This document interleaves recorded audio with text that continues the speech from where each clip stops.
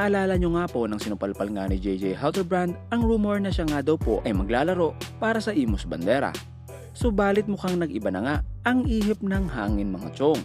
Pero bago nga yan ay pinutin muna natin ang like at subscribe button para maging updated sa mga sports news na gaya nito. At kung gusto nyo ngang sumali sa ating monthly giveaway ay panoorin lamang ang video na ito. Nagsimula nga po ang nasabing rumor nang mamataan nga po si JJ Halterbrand practicing kasama ang Imus Bandera.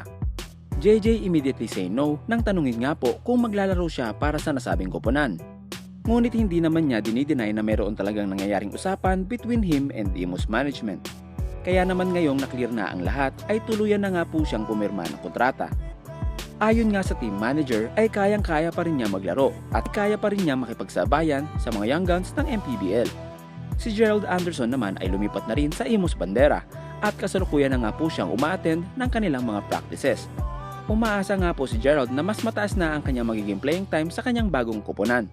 Sigurado namang aabangan ng mga fans ang tambalan ni JJ at Gerald Anderson.